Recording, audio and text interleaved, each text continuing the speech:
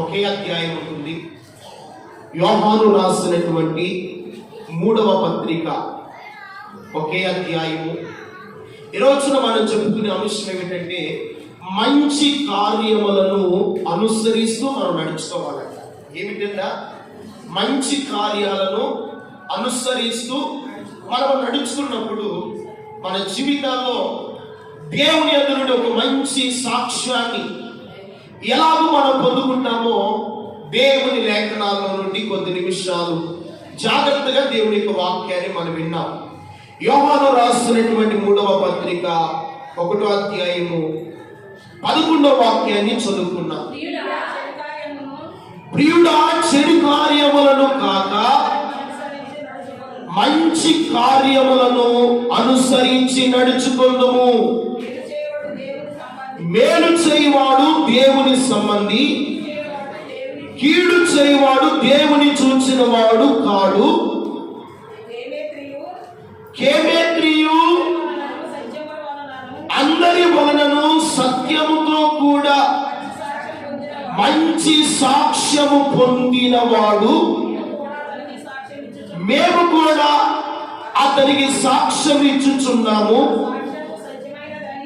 మా సాక్ష్యము సత్యమైనదని నీవు ఎరుగుదువు. తరలవచ్చండి, ప్రార్థన చేసుకున్నాం.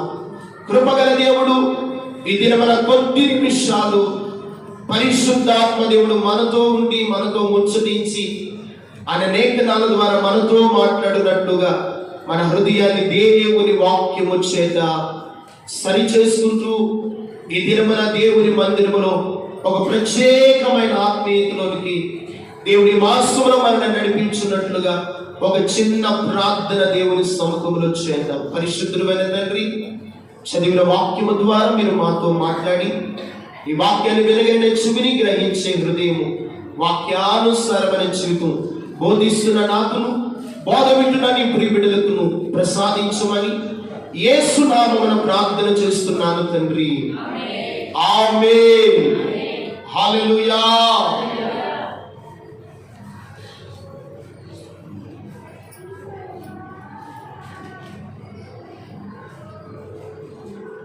ఇంకెవరు కూడా లేచి అటు ఇటు తిరగకూడదు. కొద్ది నిమిషాలు దేవుని వాక్యాన్ని మనం వింటాం. మనం చెప్పుకునే అంశం ఏమిటంటే మంచి కార్యములను అనుసరించి నడుచుకోవాలి. ఈ యోహాను రాసినటువంటి 3వ పత్రిక ఒకే అధ్యాయంలో దాదాపు 14 వచనాలు ఉన్నాయి. ఈ 14 వచనాల్లో చాలా ప్రాముఖ్యమైన విషయాలు పరిశుద్ధాత్మ దేవుడు శిష్యుడైన యోహాను ద్వారా రాయించాడు. చాలా విలువైన మాటలు ఆ అధ్యాయంలో మనం చూడగలుగుతాం. ఈ 11వ వాక్యములోనికి వచ్చినప్పుడు, ప్రియుడా, చెడు కార్యములను కాక మంచి కార్యములను అనుసరించి నడుచుకొనుము. ఏ కార్యాలు చేయకుండా, చెడు కార్యములను చేయకుండా మంచి కార్యములను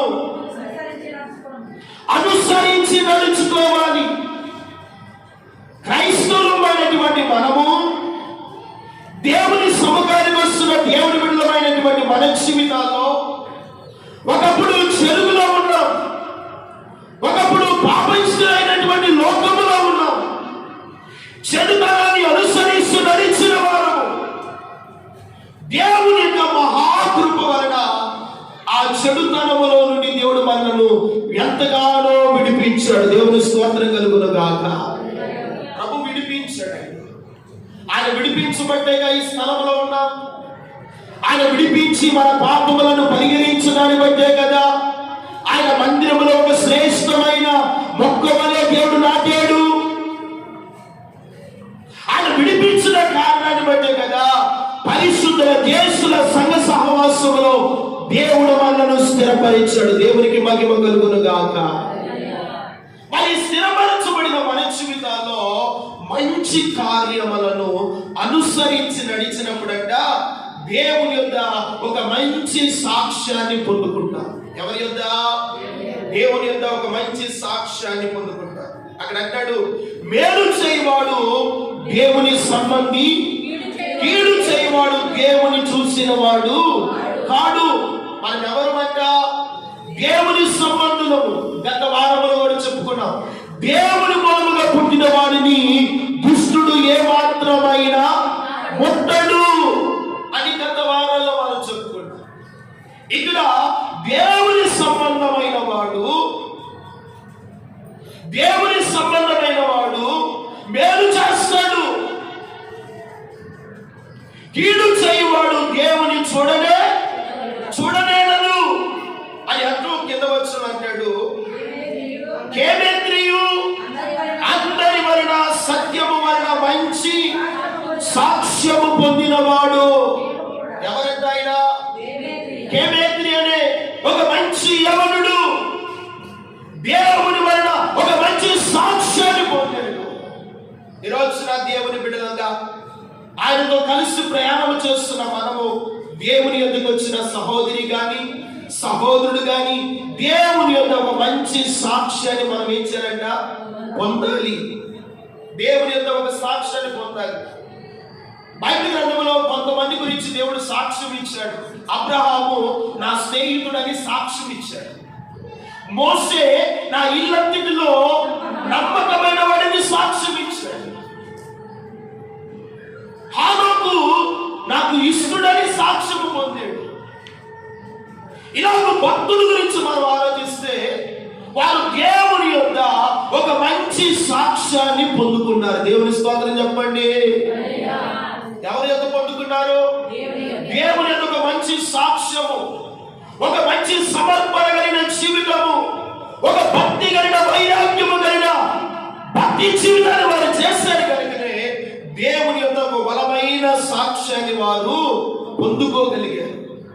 మరి మన జీవితాల్లో ఆలోచించినప్పుడు దేవుని మందిరానికి వస్తున్న వాక్యాన్ని వినినట్లుగా విడిచిపెట్టి వాక్యాన్ని విడిచిపెట్టి మన దైనిక జీవితంలో ఆత్మీయముగా మనం ఎదగవలసిన వారమై ఉండగా, దేవుని సన్నిధిలో బలము పొందవలసిన వారమై ఉండగా, దేవుని కార్యాలు చేయవలసిన వారమై ఉండగా, దేవుని యొక్క ఒక బలమైన మంచి సాక్ష్యాన్ని పొందవలసిన వారమై ఉండగా, ఈ రోజు నాకు సాక్ష్యాన్ని కలిగి జీవించలేకపోవడానికి గల కారణము ఏమిటంటే చెడు కార్యాలలోనే మనం ఉంటున్నాం. చెడు నడతను నడుస్తూనే ఉన్నాం. దేవునికి అయస్కరమైనగా జీవిస్తూనే ఉన్నాం. ఆయన మందిరంలో నివసించాలన్న ఆశ లేదు. దేవుని యొక్క నివసించాలన్న కోరిక లేదు. దేవుని యొక్క ఉన్నటువంటి ఆశీర్వాదాన్ని పొందాలని దేవుని సన్నిధికి ఆశక్తిగా వచ్చే బిడ్డలు లేరండి. అందుకనే దేవుని వాక్యములో రాయబడినటువంటి ఒక చక్కని ప్రాముఖ్యమైన విషయాన్ని చదువుకున్నాం. యెషయా గ్రంథము 1వ అధ్యాయము 16వ వాక్యాన్ని చదువుకుంటే, మిమ్మల్ని కడుక్కొని శుద్ధి చేసుకొని మీ దుష్ట క్రియలు నాకు కనబడకుండా వాటిని మీరు తొలగించుకోనండి. చెడు కార్యాలు మీరు నాకు కనబడకుండా వాటిని మీరు ఏం చేయాలంట? తొలగించుకోనండి. తొలగించుకోవాలంటే మొదటిగా మనం ఏం చేయాలి? మిమ్మల్ని మీరు కడుగుకొనుడి, శుద్ధి చేసుకొనుడి. ఈరోజు నాకు కడగబడుతున్నామా? ప్రియమైన వాళ్ళారా, దేవుని సన్నిధిలో ఒక క్రైస్తవుడు ఎలా ఉండాలంటే ప్రతిరోజు కడగబడే స్థితిలోనే ఉండాలి. దేవుని స్తోత్రం కలుగును గాక. దేని చేత కడగబడాలి? యేసయ్య రక్తము చేత కడగబడుతూనే ఉండాలి. మన తలంపులు మంచివి కాదు, మన నడక విధానాలు మంచివి కాదు. మనలో ఉన్నటువంటి చెడును, పాపాన్ని యేసు రక్తము చేత ప్రతిరోజు కడగబడుతూనే ఉండాలి. హల్లెలూయా. ప్రతిరోజు కడగబడుతూనే ఉండాలి. అందుకనే మీ దుష్ట క్రియలు నాకు కనబడకుండా వాటిని ఏం చేయమంటాడు? తొలగించండి. ఏ చెడు కార్యము దేవునికి కనబడుతూ ఉందో, మనలో ఏ మత్సరం ఉన్నదో, ఏ దేవునికి అయస్కరమైన లోపం మనలో దాగి ఉందో వాటిని ఏం చేయాలంట? ఎల్లప్పుడూ ఏ రోజుకు ఆ రోజు, ఏ దినానికి ఆ దినము మనము కడగబడే స్థితిలో ఉండాలి. హల్లెలూయా. ఏం చేయబడుతూ ఉండాలి? కడగబడుతూనే ఉండాలి. ఎంత కడగబడతావో అంత పరిశుద్ధత నీలో కనబడుతుంది. ఎంతగా నువ్వు శుద్ధీకరించుకుంటావో అంత వైరాగ్యమైన ఆత్మీయ అభివృద్ధిని నువ్వు చూడగలుగుతావు. ఎంతగా కనబడతావు, ఎంతగా నిన్ను నీవు పరిశుద్ధపరుచుకుంటావో నీలో నాలో దాగి ఉన్న ప్రతి దుష్టక్రియలన్నీ దేవుడే తొలగించి వేస్తాడు. హల్లెలూయా. ప్రభు తొలగిస్తాడండి. మనం తొలగించుకోవాలంటే మన వల్ల కాదు. మనం తీసివేయాలనుకుంటాం కానీ తీసివేయలేదు.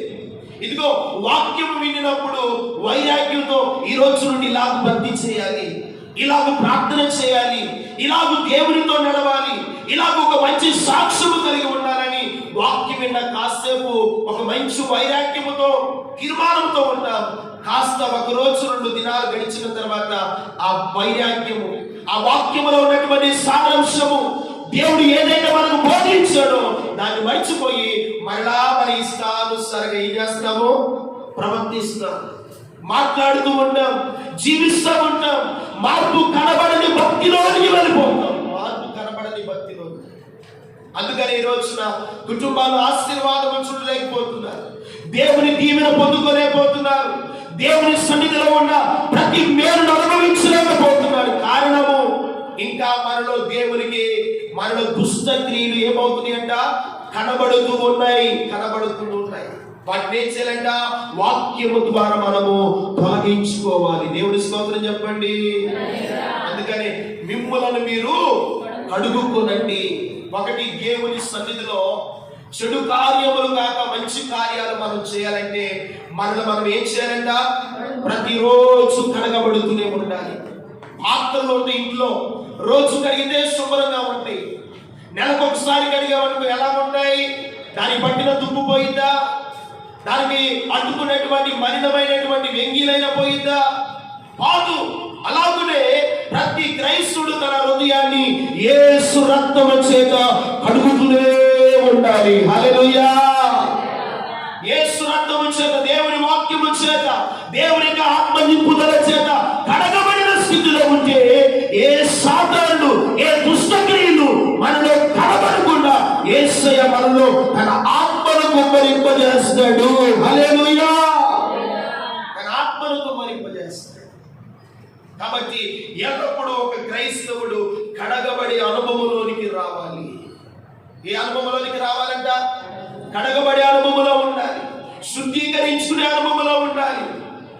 దేవుని చేత విమోచింపబడే స్థితిలో ఉన్నప్పుడు క్లేమేతీయు మంచి సాక్ష్యమును ఏం చేశాడంట, పొందుకున్నాడు. నీవు నేను దేవుని ఎదుట నిలబడినప్పుడు ఫలానా నా కుమారుడు, ఫలానా కుమార్తె నా కొరకు ఒక వైరాగ్యము కలిగి మంచి సాక్షిగా జీవించింది. హల్లెలూయా. దేవుడు చెప్పే రీతిలో మనం ఉండాలి. దేవుని ఎదుట నిలబడినప్పుడు ఒక బలవంతమైన దాసుడనే సాక్ష్యాన్ని దేవుని ఎదుట మనం పొందాలి. అలా సాక్ష్యాన్ని మనం పొందాలి అంటే ఒకటి, మనము కడగబడే స్థితిలో ఉన్నప్పుడు దేవుని కొరకు మంచి కార్యాలు మనము చేయగలుగుతాం. దేవుని స్తోత్రం చెప్పండి. దేవుని కొరకు ఏ కార్యాలు చేస్తామో, మంచి కార్యము. మంచి కార్యం అంటే శత్రువైనటువంటి అపవాది క్రియలు, అపవాది తంత్రాలు, అపవాది కుయుక్తులు ఎన్నో మన జీవితాల్లో వస్తాయి. అయితే దేవుని యొక్క మంచి కార్యాలు మనం చేస్తూ ఉంటే అపవాది శోధనలు ఎన్ని వచ్చినా, ఎన్ని తంత్రాలు మన ముందు ఉన్నా, ఏ పరిస్థితుల్లో మనం ఆవరించకుండా మంచి కార్యాలు చేయడానికి మంచి దేవుడని యెహోవా ఎల్లప్పుడూ తోడయుండును గాక. అని ఎల్లప్పుడూ వారికి ఎలా ఉంటాడంట, తోడుగా ఉంటాడు, వారిని నడిపిస్తాడు. రెండవదిగా మనం చూస్తే పేతురు రాసిన మొదటి పత్రిక 3వ అధ్యాయము 13వ వాక్యాన్ని మనం చూస్తే, మీరు మంచి విషయంలో ఆసక్తి గల వారైతే, ఇదిగో మీకు హాని చేయవాడు ఎవరు? ఒకవేళ నీతి నిమిత్తము శ్రమ పడినను మీరు ధన్యులే. హల్లెలూయా. మీరు మంచి విషయంలో ఆసక్తి గల వారైతే మీకు హాని చేయవాడు ఎవడై ఉంటాడండి? దేవుని కొరకు ఒక మంచి కార్యాలు చేస్తుంటే ఆ మంచి విషయములందు మనకు హాని చేయవాడు ఎవరైనా ఉంటాడా? ఈరోజు హానికరమైన పరిస్థితులు మనం అనుభవిస్తున్నాం.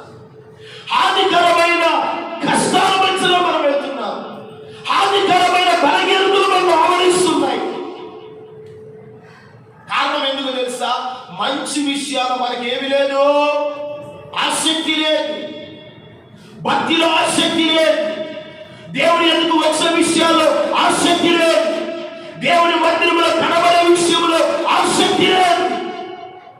అందుకనే మన జీవితాల్లో హాని చేయు శత్రువు మనతోనే ఉన్నాడు.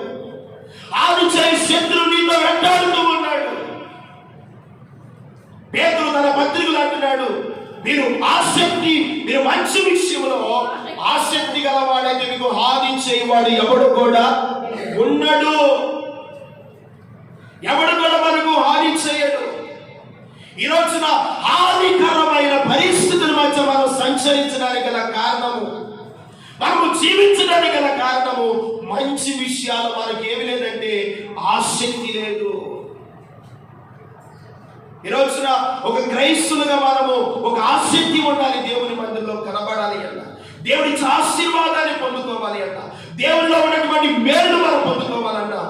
అందుకని దేవుని ఎడల దావీదుకున్న ఆసక్తిని బట్టి అన్నాడు, నేను నిరంతరము నా జీవిత కాలం అంతయు యెహోవా మందిరములో నేను నివసింపగోరుచున్నాను. ఎంతటి ఆసక్తి అండి, ఎంతటి వైరాగ్యము కలిగిన భక్తి అండి దావీదులో. అందుకనే దావీదును దేవుడు అన్ని రకములుగా ప్రభు ఆశీర్వదించాడు. హల్లెలూయా. అన్ని విషయాల్లో దావీదును దేవుడు స్థిరపరిచాడు. ఈ రోజు నువ్వు స్థిరపరచబడాలి అంటే, నీ కుటుంబము దీవించబడాలి అంటే, నీకున్న బలహీనత నుండి విడుదల పొందుకోవాలి అంటే, హానికరమైన పరిస్థితులు నీలో నుండి తొలగిపోవాలి అంటే, ఈ రోజున మంచి విషయములందు మీరు ఎలా ఉండాలంట? ఆసక్తి గలవారై ఉండాలి. క్రమ కూడికలంట, దేవుని మందిరంలో కృతజ్ఞత కూడికైనా, ఏ కుటుంబము తరపున జరిగే ప్రార్థనా కూడికలోనైనా, శనివారం విజ్ఞాపనలోనైనా ఆసక్తిగా దేవుని ఎదుగు వస్తే మీకు హాని చేయ శత్రు ఎవడు కూడా ఉండడు. ఈ రోజున ఏదో ఒక హానికరమైన పరిస్థితులు పాస్టర్ గారు, ఏదో ఒక బలహీనత, ఏదో ఒక సమస్యలు మమ్మల్ని వెంటాడుతున్నామని కారణము నీలో ఆసక్తి లేదు. మంచి విషయాల్లో, దేవుని కొరకు జీవించే విషయంలో, దేవుని కొరకు నడిచే విషయంలో మీలో ఏం కనబడతలేదంటే ఆసక్తి అనేది కనబడతలేదు. ఈ రోజున సంవత్సరాలు మాసాలు గడిచిపోతున్నాయి, కానీ క్రైస్తవ కుటుంబాల్లో కానీ క్రైస్తవ ఆత్మీయ జీవితంలో కానీ దేవుని మీద ఆసక్తి చాలా తగ్గిపోతుందండి. ఆసక్తి కలిగిన వాడు, అయ్యో ఈ రోజున దేవుని మందిరం ఉంది, 10 గంటలకు ఆరాధన. ఆసక్తి గలవాడు 9:50 కల్లా ఎక్కడ ఉంటాడు? దేవుని మందిరంలో ఉంటాడు, దేవుని సముఖంలో ఉంటారు, దేవుని నీడలో జీవించాలని ఇష్టపడి వస్తారు. ఆ కుటుంబానికి దేవుడు ఎల్లప్పుడూ ఆయన తోడయుండి హానికరమైన పరిస్థితులు రాకుండా ఆ ఇంటి వారి చుట్టూ యెహోవా కావలి కాయునుగాక. ఆయన కావలి కాసువాడిగా ఉంటాడు, ఆయన క్షేమాన్ని అనుగ్రహించువాడిగా ఉంటాడు, ఆయన నడిపించే దేవుడుగా ఉంటాడు. ఆ కుటుంబంలోనికి ఏ కీడు వాకిల్లకుండా దేవుడు సదాకాలము ఆయన అగ్ని ప్రాకారముగా నిలబడే దేవుడు. హల్లెలూయా. 3వ పాయింట్ నేను చెప్పి నా సమయాన్ని ముగిస్తున్నాను. కొరింథీయులకు రాసిన 2వ పత్రిక 7వ అధ్యాయం 1వ వాక్యాన్ని మనం చూస్తే, ప్రియులారా మనకు ఈ వాగ్దానాలు ఉన్నవి కనుక దేవుని భయముతో పరిశుద్ధతను సంపూర్తి చేసుకొనుచు శరీరమునకును ఆత్మకును కలిగిన సమస్త కల్మషము నుండి మిమ్మల్ని మీరు ఏం చేసుకోవాలి? ఎలా చేసుకోవాలంట? మనం ఏం చేసుకోవాలి? పవిత్రులుగా చేసుకోవాలి. పవిత్రులుగా చేసుకోవాలి. మనకేమున్నాయంట? వాగ్దానాలు ఉన్నాయి. దేవుని భయముతో, అక్కడ అంటున్నాడు, దేవుని భయముతో పరిశుద్ధతను సంపూర్ణము చేయాలి. దేవుని భయం ఉన్నవాడు పరిశుద్ధుడుగా బ్రతుకుతాడు. హల్లెలూయా. దేవుని భయం లేని వాడు అపవిత్రతలోనే జీవిస్తాడు, పాపములోనే జీవిస్తాడు, లోకములోనే బ్రతుకుతాడు. దేవుడు అంటే భయము లేని వాడిలో పరిశుద్ధ ఆత్మ దేవుడు నివసింపడు. అందుకని దేవుని భయముతో పరిశుద్ధతను మీరు ఏం చేయాలంట? సంపూర్ణము చేసుకొనుచు శరీరమునకును ఆత్మకు కలిగిన కల్మషం. ఈ శరీరానికి ఆత్మకు దినదినము పోరాటము. ఏమంటుందంట? పోరాటము. ఆత్మ అనేది ప్రార్థనకి వెళ్ళంటుంది. శరీరం అనేది ఏ వెళ్తావో పొడుగు అనేది. ఏమనేది శరీరం? ఏ వెళ్తావో మోకాలు నొప్పులు ఉండేగా, నడుము నొప్పులు ఉండేగా, ఇంకా ఆ బలహీనత ఈ బలహీనతగా ఉంది కదా. ఏ వెళ్తావో కాసేపు పొడుగు అంటుంది. ఏమిటి? శరీరము. ఆత్మ అనేది వెళ్ళి కాసేపు వెళ్ళి దేవుని సన్నిధిలో కూర్చుంటే బాగుండేది కదా, దేవుని మాటలు వింటే బాగుండేది కదా, దేవుని సన్నిధిలో కాసేపు ఒక ప్రార్థన చేసుకుని వస్తే బాగుండేది కదంటే, ఈ శరీరము ఆత్మకు ఏమి జరుగుతుంది? ప్రతిరోజు పోరాటము. ఈ శరీరాన్ని ఆత్మ వలన జయించిన వాడు ప్రతి కార్యాన్ని జయించగలుగుతాడు. చెప్పడానికి దేవునికి మహిమ కలుగును గాక. హల్లెలూయా. ఆత్మ ద్వారా శరీరాన్ని మనం జయించాలి. శరీరం ద్వారా ఆత్మను మనం కాదు, ఆత్మ ద్వారా శరీరాన్ని మనం ఏం చేయాలంట? జయించాలి. అందుకనే మీరు దేవుని భయముతో పరిశుద్ధతను సంపూర్ణంగా చేసుకొనొచ్చు శరీరమునకు ఆత్మకు కలిగిన ప్రతి కల్మషము నుండి మనల్ని ఏం చేసుకోవాలంట? పవిత్రులుగా చేసుకోవాలి. మన దేవుడు ఎవరు? పవిత్రుడు, నిర్దోషి, నిష్కల్మషుడు, పాపులలో చేరక ప్రత్యేకమైన వాడు. హల్లెలూయా. మనము కూడా ఎవరిగా ఉండాలి? ప్రత్యేకమైన వారిగా ఉండాలి. ఒక ప్రత్యేకమైన ఆసక్తి విషయంలో ప్రత్యేకత ఉండాలి. దేవుని యొక్క సాక్ష్యం పొందుకునే విషయంలో ప్రత్యేకముగా ఉండాలి. అందుకనే ప్రియమైన వారలారా, ఆత్మకు శరీరానికి ప్రతి దినము పోరాటం ఉంటుంది. ఈ పోరాటంలో నీవు గెలుస్తావో సాతాను గెలుస్తాడో, లేకపోతే నీ ఆత్మ గెలించబడుతుందో, ఒకవేళ శరీరాన్ని గెలిపిస్తావో నిన్ను నీవు ఆలోచన చేసుకోవాలి, నిన్ను నీవు సపరీక్ష చేసుకోవాలి. నిన్ను నీవు దేవుని భయం ఉన్నవాడు పరిశుద్ధతను ఇంకా ఏం చేస్తుంటాడు? అధికము చేస్తుంటాడు. భయం లేనివాడు ఏ పరిశుద్ధతలే, ఏ ప్రార్థనలే, ఎప్పుడు వెళ్ళినా ఏ మాటలు కదా, అదే వాక్యము కదా అని మానవుడు దేవుని మాటను ధిక్కరిస్తూ దేవునికి సన్నిధిలో అవిధేయుడైపోయి దేవుని ఆత్మను పోగొట్టుకొని దేవునికి దూరం అయిపోయి నాశనం అయిపోయి ఎంతమంది ఉన్నారు? ఉన్నారా లేదా? చాలా మంది ఉన్నారు.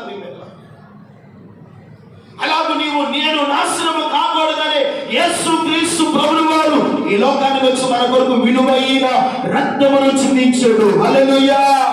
ఆ రక్తము ద్వారా మన ప్రతి పాపము నుండి కడిగి మనలను పవిత్రులుగా చేశాడు. యేసయ్య కల్వారి రక్తము చేత. హల్లెలూయా. ఆ కల్వారి రక్తము నీ కొరకు, నా కొరకు, ఇంకా నీ ఇంటి వారి కొరకు ఎదురు చూస్తాము. అయితే మన జీవితాల్లో, మన హృదయములో దేవునికి ఇష్టమైన స్థానాన్ని మనం ఇవ్వాలి. దేవుని యొక్క ఒక మంచి సాక్ష్యాన్ని మనం పొందాలి. భక్తుల గురించి నా చెప్పు, వారు దేవుని యొక్క ఒక మంచి సాక్ష్యాన్ని పొందే, దేవుని యొక్క ఒక బలమైన ఆత్మ నింపుదలతో వారు నడిపించబడ్డారు. అందుకని పరిశుద్ధ ఆత్మ దేవుడు కూడా వారి గురించి సాక్ష్యం ఇస్తూ ఉన్నాడు. దేవుని స్తోత్రం కలుగును గాక. మరి నీ గురించి, నా గురించి దేవుని ఎదుట ఇలాంటి సాక్ష్యం, దేవుని ఎదుట నిలబడినప్పుడు ఆయన మన గురించి ఏం చెప్పగలుగుతాడు? ఏమని మన గురించి ఆయన సాక్ష్యం ఇవ్వగలుగుతాడు? నీ భక్తిని బట్టి సాక్ష్యాన్ని ఇవ్వగలుగుతాడా? నీ యొక్క పరిశుద్ధమైన జీవితాన్ని బట్టి సాక్ష్యాన్ని ఇవ్వగలుగుతావా? దేవుని కొరకు ఎన్ని మంచి కార్యాలు చేసావో, దేవుని కొరకు ఎంతగా త్యాగం చేసావో, దేవుని కొరకు ఎంత సమయాన్ని ఇచ్చావో, దేవుని కొరకు ఎంత సమయాన్ని దేవుని సన్నిధిలో నువ్వు కరిగిపోయావో, ఇలా దేవుడు ఒక్కొక్కటి మనలో చూసినప్పుడు మన జీవించిన జీవితాన్ని బట్టి దేవుని ఎదుట మంచి సాక్ష్యాన్ని పొందగలుగుతాము. హల్లెలూయా. అలాంటి సాక్ష్యాన్ని మన జీవితాలు లేకపోతే మన దేవుని యొక్క ఎదుట మన ప్రియమైన ఎలాగో జీవించుతాం? ఆయన ఎదుట ధైర్యంగా తల ఎత్తుకోగలుగుతామా? ఆయన ఎదుట నిలబడగలుగుతామా? ఆయన ఇచ్చే మహిమా కిరీటాన్ని మనం పొందుకోగలుగుతామా? అందుకని యోహాను రాసిన 3వ పత్రిక 11వ వచనం అంటాడు, ఇదిగో ప్రియుడా, చెడు కార్యములను కాక మంచి కార్యములను అనుసరించి నడుచుకొనుము. మంచి కార్యాలు మనం అనుసరించాలి. ఏమిటి మంచి కార్యాలు? ఆకలిగొని వారికి ఆహారం పెట్టడం మంచి కార్యం. వస్త్రహీనుడు కనబడితే వస్త్రం ఇవ్వడం మంచి కార్యము. ఒకప్పుడు మన జీవితాల్లో ఇలాంటి జీవితం మనలో లేదు. యేసయ్యలోనికి వచ్చిన తర్వాత, యేసయ్య వాక్యాన్ని వింటున్న తర్వాత మనలో ఒక నూతన మార్పును దేవుడు ఇచ్చాడు. ఆ మార్పు ఎన్నడూ మర్చిపోకుండా దేవుని కొరకు ఎల్లప్పుడూ మంచి కార్యాలు చేస్తూ ఉంటే దేవుని యొక్క మంచి సాక్ష్యాన్ని మనము పొందుకుంటాం. అక్కడ భక్తుడు ఏ సాక్ష్యాలు పొందినట్ట? దేవకియు అందరి వలన సత్యము వలన మంచి సాక్ష్యము, మంచి సాక్ష్యం నీకు పొందినవాడు. మరి నీవు నేను ఎలాంటి సాక్ష్యాన్ని పొందుకుంటున్నా?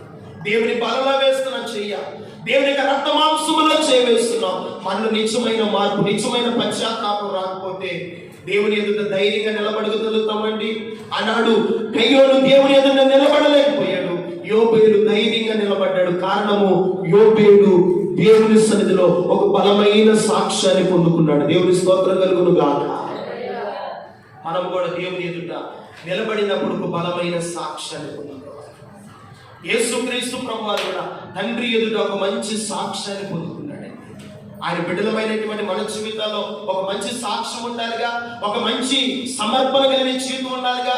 మనలో దేవుడు చూసేది నీ భక్తిని కాదు, నీవు జీవిస్తున్నటువంటి దేవుని కొరకు ఎన్ని మంచి కార్యాలు చేసావో, దేవుని కొరకు ఎలా నువ్వు జీవించావో, దేవుని కొరకు నిన్ను నీవు ప్రాణాత్మకముగా ఎంతగా దేవుని సన్నిధిలో నీవు పోయబడ్డావో దేవుడు నీలో చూసి ఆ శ్రేష్టమైన గుణగానాన్ని బట్టి నిత్య రాజ్యములో ఒక మహిమగైన స్థలములో దేవుడు మనల్ని కూర్చుండబెడతాడు. హల్లెలూయా. అలాంటి జీవితాన్ని మనం జీవించాలని ప్రభు ఇష్టపడుతున్నాడు. ఇంకొక మాట చెప్పాలంటే దావీదు గురించి 52వ కీర్తన అంటాడు 8వ వాక్యంలో, నేనైతే యెహోవా మందిరములో పచ్చని ఒలీవ, అంటే నేనైతే తన కుటుంబం గురించి చెప్పట్లేదు, తన సైనికుల గురించి చెప్పట్లేదు, తన ఇంటి వారి గురించి చెప్పట్లేదు, తన వ్యక్తిగత సాక్ష్యాల గురించి అంటాడు. నేనైతే దేవుని మందిరములో పచ్చని ఒలీవ మొక్క వలె. నీకు ఎలాగున్నావు? తల వెళ్తి నా చూడండి, ఎలాగున్నాను? పచ్చని ఒలీవ మొక్క వలె ఉన్నావా? ఎండిపోయిన ఆత్మీయంలో ఉన్నావా? ప్రార్థన జీవితం ఎండిపోయి ఉందా? విశ్వాస జీవితం ఎండిపోయి ఉందా? నీ భక్తి జీవితంలో ఒక నూతన మార్పు రాని స్థితిలో ఉన్నావా?